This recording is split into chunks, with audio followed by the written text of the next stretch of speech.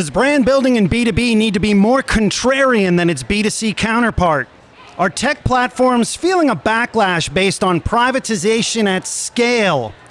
Will those ad-free streaming TV services you subscribe to, because they are advertising free, be filled with ads starting in 2020? We'll dive into these topics and more as we record live from the 16th Annual Advertising Week in New York City on the business podcast at the intersection of marketing, tech, media, and pop culture. We call it Disruptive FM. Roll the title. Time, weather, and always the past. Welcome to a special edition of DFM. It's Disruptive FM, live from New York Advertising Week 2019. Featuring interviews and insights from some of the brightest minds in the marketing and advertising industry. Brought to you by Microsoft Advertising, Intelligent Connections. With your host, Jeffrey Colon. Welcome to the Empire State. What's up, everybody? Welcome to another episode of Disruptive FM, a special one. We're streaming live from Advertising Week New York City 2019 on LinkedIn. I'm Jeffrey Colon, head of brand studio for Microsoft Advertising, about to dissect 3 trending topics with 3 special guests and discuss the buzz of everything in advertising. So let's get to it. Here are 3 trends coming at ya. Trending topics from New York Advertising Week. Hopefully you're listening to this live this morning on LinkedIn or wherever you are in the world. The social network is more than just finding a job these days. It's a platform for business leads and leadership, videos and sponsored content, and now live audio too.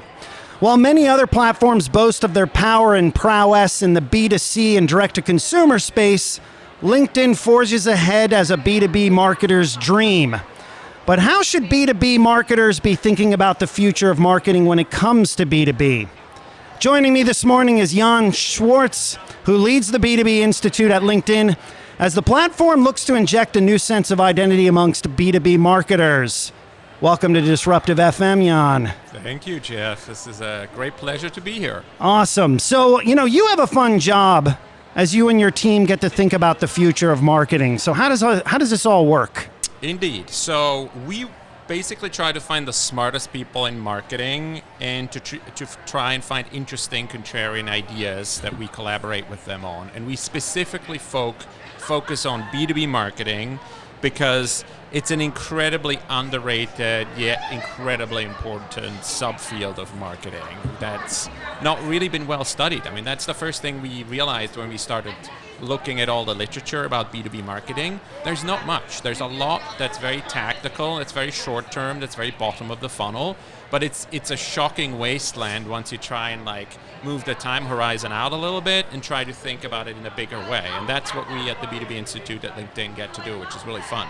Do you think it's interesting that we're in a world where B2B puts a heavy emphasis on stock photography, stock video, very rational value propositions, yet when you are making a purchase decision there, it's much more emotional. You want to almost do that business decision with someone that you trust, and yet we're doing it all backwards. So, why are you approaching this from the point of view as a contrarian? Why are you trying to sort of break the myth of what exists in the B2B space? Yeah, so I think there's 2 concepts here I'd love to talk about. The first one is being contrarian, right? It's seen as you're difficult or you have sort of unusual ideas. But if you actually look at a simple thing like stock market investing, you have to be contrarian if you want to make money in the stock market. You can either buy just an index that's the entire stock market and then you're consensus driven, and that's fine. But nobody will tell you that you're going to make outsized returns doing that, right? So if you need to make outsized returns in a stock market scenario, you need to actually either short or buy stocks that you think are undervalued or overvalued compared to what the market thinks. That's called being contrarian. So in finance, everyone's a contrarian who wants to make money. Yet in marketing, they kind of look at you funny if you come up with all this contrarian stuff, which is really fascinating. And so the sooner, I'm here to tell you, the sooner you realize that in order to be successful as a marketer, you have to be contrarian. It's not a choice. It's not a helpful thing. You have to be contrarian. Otherwise, you just end up with the same stuff that the competition has, right? Yeah. If you're just rational, if you're just using spreadsheets, you're going to have the exact same spreadsheet that everyone else has. So you're never going to create any advantage or make an impact. I got to say, are we sure we both work for Microsoft? We just said we just use spreadsheets. I love spreadsheets. I love Excel. I love using it every day. It's very helpful for many things. But people should realize that what you put in Excel, that doesn't make it true, right? Like there's a lot of people like, oh, I'm a data-driven marketer. Oh, the worst language imaginable. And that's a really good aspiration, but you have to realize that just because you have a bunch of data and then you put that in a spreadsheet, that's not all the data there is out there, and you're never going to have all the data.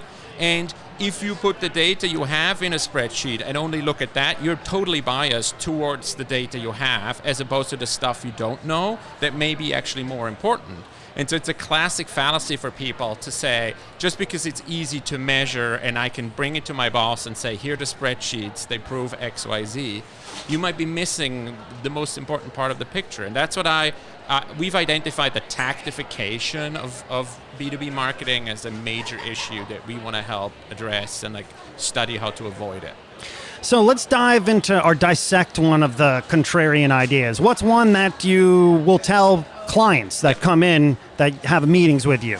A simple one, you've already started to address it, is this notion that B2B is very rational, right? Like everyone's like, I need to reach the key buyer.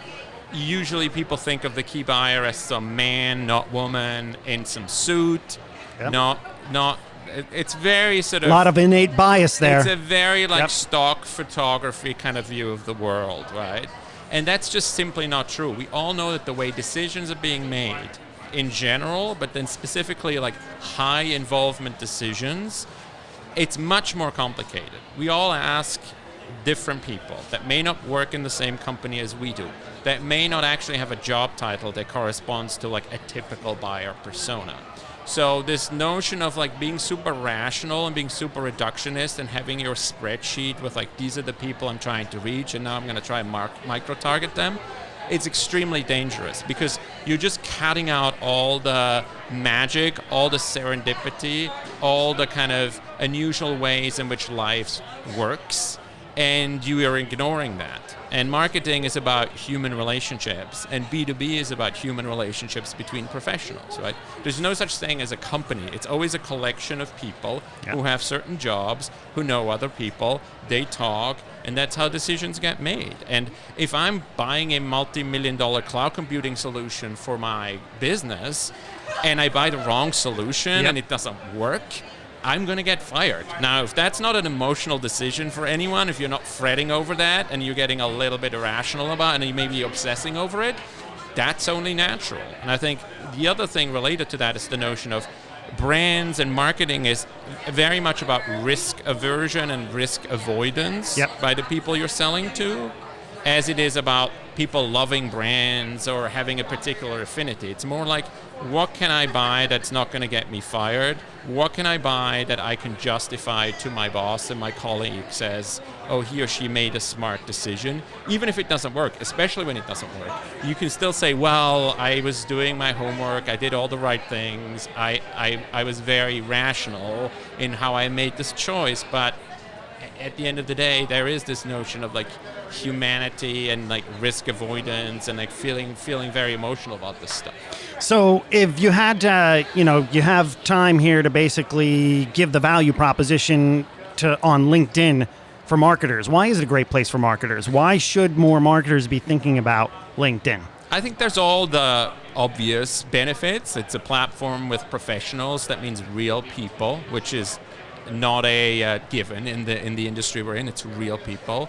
You can reach them when they're engaged, when they're thinking about work and their professional lives. That's really valuable because mindset matters. But I think what's more interesting is this notion of buying decisions are made by larger groups than you think, and you can surround these groups because you know what the first degree connections of people are, and you can actually target those. So it's less about like micro-targeting and being very narrow. It's actually about being very broad and thinking about this more from a probabilistic point of view rather than a super deterministic point of view. You don't really know if the people who are going to make your ultimate buying decision even yet work at the company you're trying to reach, right? So you need to cast a much wider net, and you need to be smart about how to do that, and you need to surround the people whom you think make the decisions and reach the people that surround them, right? And so that's this notion of like we make decisions as groups of people, as communities, as like collectives of individuals. That's really powerful, and that's LinkedIn is the heart of that. So what can we expect from the B2B Institute in 2020? Are you going to just do next year trends, or are you thinking about trends that you're going to forecast for the next decade? I guess we only go into a new decade once every 10 years. So are we thinking about what could happen in 2020 with, I don't know, IoT, 5G, or are we sticking more on like the human-centric design stand of things? Yes, so you'll be shocked to hear that we have a contrarian approach to the way we do trends, in the sense that when everyone's talking about AI and drones and, you know, cars that drive themselves, that was sort of the latest thing, you know, a year or 2 years ago. We're really trying to focus more on like what are the ideas in marketing that have always been true and are going to continue to be true, and what can we learn about those things? Because the ground is very well covered on the obvious stuff. It's not very well covered at all on the contrarian stuff. I'd say 10 years is probably too long. And it's actually shocking. We went out and we actually surveyed B2B marketers about how far out they measure the impact of their marketing. And it's incredibly short term. And we're talking about like weeks and months, and that's it, right? That's the norm.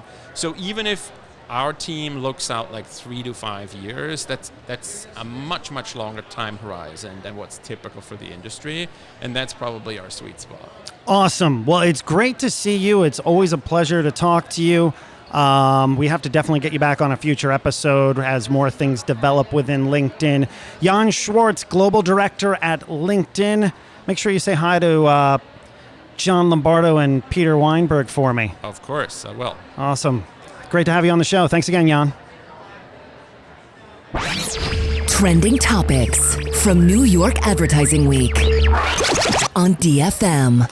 The Future of Marketing report. The techlash is here. Consumer concerns, digital disconnects, and economic nationalism in the U.S. and China.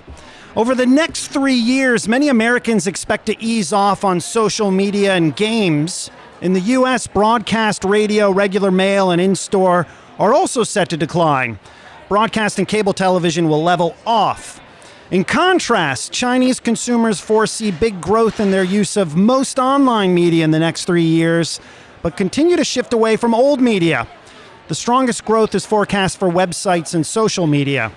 As more evidence of the techlash, the U.S. seems to have passed peak social media. Facebook and Instagram use is expected to level off through 2022, while people expect a net decline in their use of Twitter, Snapchat, and LinkedIn. Growth is forecast only for YouTube, yet marketers report over-indexing on many social media now and plan to increase spending even as consumer use flatlines or falls off. And here to join us is a person who conducted this research for the American Marketing Association. We're joined by Craig Charney of Charney Research. Welcome, Craig, to Disruptive FM. Thanks. Good morning. All right. Good to have you. You know, there's been a massive transformation of advertising and marketing the past decade, let's say. Why did you decide to do this research? I found it interesting, especially when it got down to the difference between the U.S. and China. What are some of the interesting takeaways you saw from the research? Well, these are the world's two key markets, and together they account for about 50% of global GDP. So we saw both similarities and differences. In the U.S., the sense of saturation in social media and gaming, while in China they continue to climb. In the U.S., wariness about a lot of marketing technologies and innovations, while in China, enthusiasm. On the other hand, we also saw a similarity that was striking. That is that both countries report a lot of fear about loss of privacy and misinformation with digital marketing. Unfortunately, also, we're seeing the rise of the flames of economic nationalism as the trade war heats up, and marketers could get burned. Yeah. So, what do you think? What are the suggestions that you would tell marketers based on this report? Should they pull back from some of these services where they're looking to spend more? Should they go forward straight ahead and continue to spend as much there? Should they look into more traditional channels to even things out? What would you say to some of the marketers who will read this report? In terms of allocation, it would make sense to align their spend with the actual trends, which vary between the US and China. However, the other issue is the question of the acceptability of the new forms of advertising. Here in the US, we saw people are skeptical about the benefits, and advertisers seem unaware of that. In China, as in the US, people are very, very concerned about the problems, and advertisers seem unaware of that. This is an opportunity both for leadership and for education. To educate Americans, for example, about the benefits, which are better understood in China, in both countries to work, but particularly in America, to work on responses to the anxieties about privacy and misinformation. So privacy and digital trust seems to be a theme now that I'm seeing quite a bit. Yesterday, I walked by a Facebook booth outside, and they said, hey, come in for a privacy check. Our own president at Microsoft, Brad Smith, has written a book called Tools and Weapons, I think I'm getting that title right, about privacy and trust. Why has this become basically forefront in 2019? If we even rewind only 2 years ago to Advertising Week, most of the discussion was on privatization, or I should say not privatization, personalization at scale. And now it's all about privacy and trust. What's caused this? Is it economic conditions? Is it political conditions?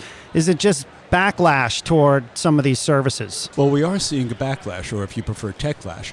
And that's being reflected both in the unease about things like smart speakers. Half the American population says they simply don't want one, for example, as well as the worries about privacy and misinformation. What's clear is that there have been a dramatic change in attitudes towards media. Facebook is the obvious case. There, for example, there was a 50-point drop in 1 year in Facebook users' trust and Facebook commitment to privacy after the Cambridge Analytica scandal broke. It's not just Facebook, though. Both our research and other studies suggest that mistrust of social media has become much more general, both in the US and in China. It's affecting consumer behavior as well, either in terms of dropping services or interacting with them less. You know, you bring up a good point in terms of some of these services aren't trusted. If you're a chief marketing officer right now, where would you start to put more of your money? In fact, we're starting to see some data that a lot of them are putting it toward more traditional spend, not as much as in digital, but maybe back into out of home, back into TV. Is part of that just a mistrust of maybe some of the analytics or the metrics that are on digital platforms? Well, they may be aligning, depending upon their customer base, their spend with their customers. But there is more that they can do. One of the things that customers want them to do, and this comes through very clearly in some of the other studies, is for brand owners to push social media to better protect their privacy. That's something where individual firms can be helpful, but where industry groups can be even more helpful. Now let's look a little bit at the economic nationalism that's rising. Obviously, there's a divide between U.S. behaviors in China. What do you see continuing to happen in both cultures? What do you see happening more in the U.S.? Let's put your futurist hat on in 2020. What do you see more happening in China in 2020? We see a big turn towards Chinese brands in China. 75% of customers said they were more likely to buy Chinese. We see a smaller but still noteworthy shift. 36% of Americans said they were more likely to buy American. And these trends seem to move in step with the more general relationship between the countries. We've seen over the recent period a sharp drop in favorable attitudes towards China in America and America in China. To the extent that the trade war and other forms of hostility to continue, that creates another hurdle for marketers to get over. Now, GDPR, obviously it's the lay of the land in Europe. Some companies have used that for how they approach everything, regardless of what territory they're in. California is now adopting a lot of those laws. We know that when California moves in that direction, other states like Washington, New York, they move in that direction. Could we see GDPR type regulation here in the U.S. over the next couple of years or not? I think we can, and what's more, I think industry should want to. What's interesting is that more far-sighted leaders in the industry, like Brad Smith or like Mark Zuckerberg at Microsoft and Facebook, have already said that there needs to be regulation. Industry can participate in helping to shape the regulation, not to defeat it, but to make it effective for the customer while at the same time not hamstringing business. It's quite interesting because I'm also curious in terms of, do you think there will be a platform that bypasses some of the platforms that are facing some of this techlash scourge? What I'm getting at here is, could we see a platform out of left field that doesn't scrape your data, that isn't interested in your likes, isn't interested in some of those dopamine metrics, bypassing some of these other platforms that have really collected a lot of those metrics? Maybe even one that guarantees you ownership of your data, transparency, portability, and perhaps even pays you for using it. Yes, it seems to me you might. I mean, that's something that's advocated by Jason Lanier, actually, in an op-ed in today's New York Times. And it seems to me that if the right sort of competitor came by, a question we can ask is, could Facebook become the MySpace of the 2020s? That's a very good possibility. Craig, it's great to have you here on the Disruptive FM show. One final takeaway that you will tell that you want everyone to take away from this report if they do not read it. Sure. It's for marketers to take their customers' fears about privacy and misinformation seriously and to work with them. We need to move from a digital disconnect where marketers miss this to a digital dialogue where marketers are protecting it. Awesome. Craig Charney, president of Charney Research, joining us here on Disruptive FM. Thanks again. Trending topics from New York Advertising Week on DFM. All right, we're here live at Advertising Week New York. I'm Jeffrey Colon, the head of brand studio for advertising, or for Microsoft Advertising. We're streaming live on LinkedIn, trying it for the first time. Should I subscribe to Netflix or Hulu, or both? What about Vudu? I think that's how you pronounce it. What is the difference between OTT, CTV, and IPTV? Why can't I just plug in the TV and watch programs? We're here to make sense of the chaos. And our next guest, Anthony Katzer, Senior Vice President of Digital Strategy at Nexstar, is going to help us to be our guide on all things TV as we expand exponentially into what basically is chaos in order to watch programming. Anthony, welcome to Disruptive FM. Thank you very much, Jeff. All right, so right now there are like a combination of 600 plus possibilities with the streaming options that are out there. In fact, this week alone, I've been marketed to heavily to sign up for things I didn't even know existed. How should we as marketers and advertisers, the people who are listening to this show, a lot of media planners, how should they approach this so they figure out this, what is basically this wild, wild west? I think some of it depends on the audience you're trying to reach. You need to build a media plan that speaks to the audience that your product or service is going to appeal to. You also need scale. The issue with OTT is there's a tremendous amount of fragmentation in advertising-supported OTT. SVOD has a tremendous amount of scale, so all the growth we see in OTT is really SVOD. If you look at the top 5 OTT apps, they are in order: Prime, Netflix, Prime, Hulu, HBO, and Starz. Starz is number 5, which is a little bit of a surprise. It's crazy. Only one of those has advertising.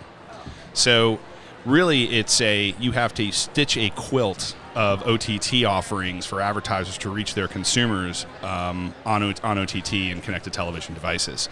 So I think you've got to understand both from a contextual perspective, because your targeting options in OTT can be limited to some extent. And I think when things like CCPA and other privacy and data regulations start to take hold in the coming years, you may be limited in how you can target.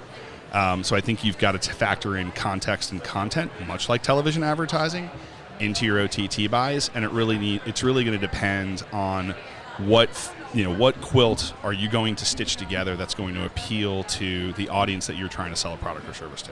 That's interesting. Now, you said, so only one of those services have ads on it. But yesterday we were talking for a bit. We both think, and maybe I'm putting words in your mouth, that one of those services will add ads in the next year. What's going to be the reaction there from both a consumer standpoint as well as an advertising standpoint?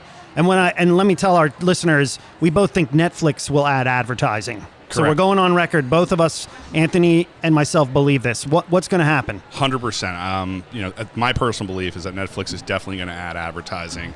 I was at a dinner last night with several constituents in the digital media ecosystem, some bankers, and we were talking. Netflix was almost the entirety of the conversation. If it's really going to come down to what their Q3 earnings call looks like. If their U.S. subs are flat or down and their international subs are flat, how else are they going to continue to grow their revenues? The street is going to demand those revenues. They're getting a pass because they're really a growth investment. They're a growth stock.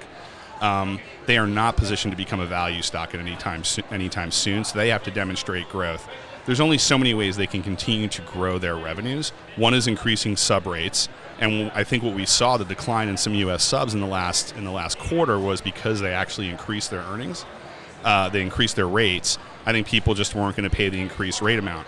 I think when they do introduce advertising, however, I think it's always about the value exchange with the consumer. If Netflix can continue to pour money into great content like Orange is the New Black, Stranger Things, Black Mirror, etc., I think consumers will tolerate some limited form of relevant advertising if the value exchange is there. Even if you're still paying a subscription, but it's great content, you're going to stick around. I'm definitely sticking around for Stranger Things Season 4 and other shows like Black Mirror and Peaky Blinders, etc. I'll take some ads there as long as they're well positioned and they're relevant to me as a consumer. True or false? Traditional television is dead. We should just stick a fork in it and move on. False. Nothing could be further from the truth. And I'm not being a homer here, working for the largest U.S. broadcast company in the United States. Linear television just works, and if you look at the number of folks, while subscribers have declined in traditional television, particularly cable subscribers are in decline. If you look at the crown jewel of linear television, it is live sports. Nowhere can you get the type of quality of feed that you can get from linear over any type of OTT device. If you speak with folks at various major sports leagues, I think there are just overall concerns today, in this day and age, over the quality of OTT when it comes to things like live sports. Depending on the numbers you look at, anywhere between 40 to 50% of the United States are fervent sports fans. They want to just turn on their TV. They want to see that game-winning touchdown. They want to question the pass interference call. They want to see the game-winning home run. They want to see Serena Williams, make the winning shot in the U.S. Open. Linear television delivers that without exception, without fail, without any kind of pixelization, any kind of lag, any kind of cutout.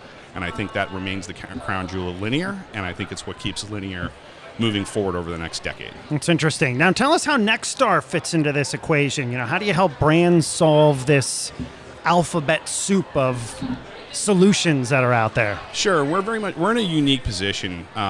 We've historically been very committed to localism, and what that means is providing news and information on a local level to our audiences. And the flip side of that is we provide an advertising service and an outlet for local businesses to reach their local audiences. So if anything, our challenges are unique in the fact that when you're advertising in OTT or when you're advertising in a local market, you're limited to, a DMA or maybe a subset or maybe a region, maybe a few cities, maybe a couple states stitched together. We work with a lot of those local and regional advertisers those are the markets that are relevant. These are not, massive national campaigns. It's all local advertising. And look, local broadcast television works. It works in concert with other approaches as well. We've launched our OTT offering, which allows us to complement the television buys, the linear television buys with a localized OTT offering in the same DMAs, zip codes, or geofenced areas that they're buying their linear television buys. But the unique challenges with that is that you immediately have a much more narrow aperture to reach your constituents than you do if you're doing a massive national buy. So with that comes some unique data challenges, some unique technology challenges, because you still have to deliver reach and performance for those advertisers on a local or regional basis. So let's define some acronyms for our listeners who may not understand all of these things. Explain linear TV. So what's the definition of that? Linear television is when you turn on your TV and or your cable box and you're receiving a live feed over the air, either through a cable plugged into your home or your over the air broadcast antenna on the roof of your house. It is not. It's not on demand. It is live. You can't necessarily pause it unless you have a DVR at the house. But it is a live feed that is always on, constantly streaming either through that cable into your home or your over-the-air antenna in your house. All right. So what about OTT? Over the top. Yeah. OTT is just television by a different name. It's television delivered via the IP protocol. The IP protocol is the backbone of what we know as the internet.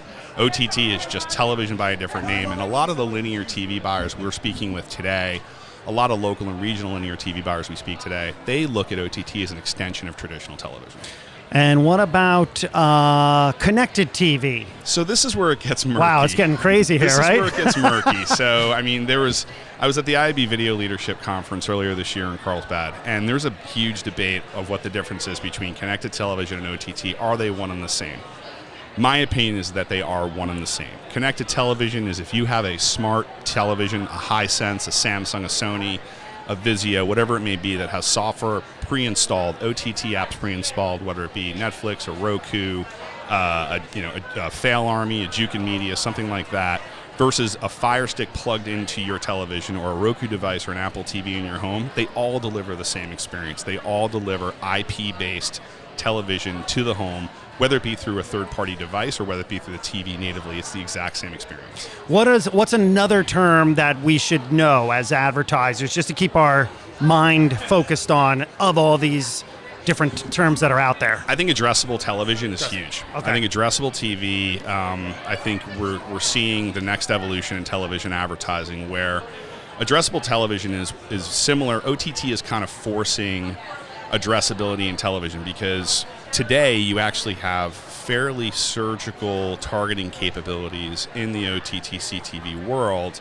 in the fact that you can target down to an IP level, which allows you then to build very carefully crafted audience demographics to target the right offer to the right household at the right time. Addressable television, if you look at infrastructures like Comcast, Cox, and others, they do have addressable set-top boxes which have an IP address in the home. You can basically do the similar things that you can do in OTT, which is high addressability, surgical precision in terms of targeting at a household level in linear television. That's what's fascinating about addressable television. This is awesome. We're going to have to get you back on a future episode just to dissect more of how this landscape is constantly changing, emerging, and evolving. Anthony Katzer, Senior Vice President, Digital Strategy, Nexstar. Great to have you on the show. Thank you, Jeff. Awesome.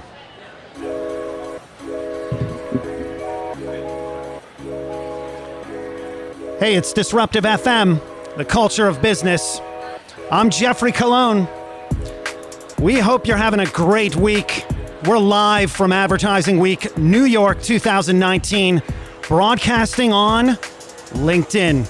You can also listen on demand to all the podcast services that we're on, and we would love to connect with you. You can follow us on Twitter or Instagram at DisruptiveFM, and can connect with me personally on Twitter or Instagram at DJGEOFFE. Big shout out to our sponsor partner, Microsoft Advertising, Intelligent Connections. Create smarter customer journeys in the era of customer-centric marketing. Learn more at microsoftadvertising.ai. And if you're here at Advertising Week this week, come check in with them on the second floor to ask and learn what's your CXQ, Customer Experience Quotient, a metric Microsoft Advertising believes will define the next decade of the 2020s in marketing. Also, check out the Insights with Microsoft Daily Voice skill today. You can find it on Amazon Alexa, Google Assistant, and Microsoft Cortana. Or subscribe to it on Apple Podcasts, Google Podcasts, and Spotify. You give us 2 minutes daily, we give you marketing insights. Insights with Microsoft, marketing intelligence at the intersection of ad technology and consumer behavior.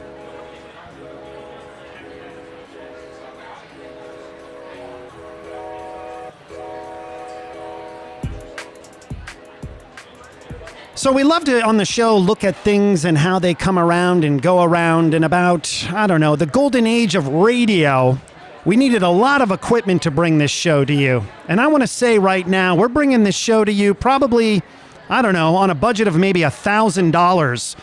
You got a Rode podcaster mixing board going into a iPad that's basically streaming live across a variety of services, and a script with creative ideas. Oh, and yeah, some microphones as well. So what we're basically getting at here is broadcast, live broadcast. It's going to be big again, and it's going to be big again because it was big 50 years ago. And it's going to be interesting to see how advertising intersects in this area. We're excited about it. We're looking forward to joining you at future events like Cannes Lions, South by Southwest, and Consumer Electric Showcase. Maybe along with some other partners in addition to the ones we have right now. As we like to note, everything is a remix.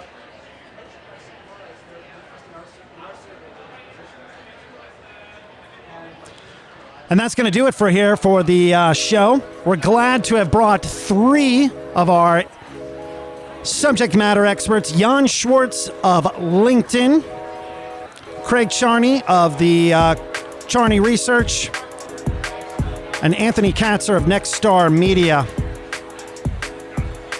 We resume with episode 53 next week, and our special guest Peter Schwartz of Cognitive on what social media should look like in an age of privacy. There are a lot of podcasts out there, and we truly appreciate you taking the time to check us out. Please help us grow by rating, reviewing, and subscribing to the show. We're on all the major podcast services: Spotify, Apple Podcasts, Google, Spreaker, Stitcher, YouTube, iHeartRadio, SoundCloud, and Pandora. And once again, the socials, Twitter and Instagram at DisruptiveFM. And of course, check out cool content from Microsoft Advertising at microsoftadvertising.ai. Until next time, live from Advertising Week 2019, New York City, from everyone here at DFM, we'll catch you next week. Time, weather, and always pass. Welcome to a special edition of DFM. It's Disruptive FM, live from New York Advertising Week 2019. Featuring interviews and insights from some of the brightest minds in the marketing and advertising industry. Brought to you by Microsoft Advertising, Intelligent Connections. With your host, Jeffrey Colon. Welcome to the Empire State.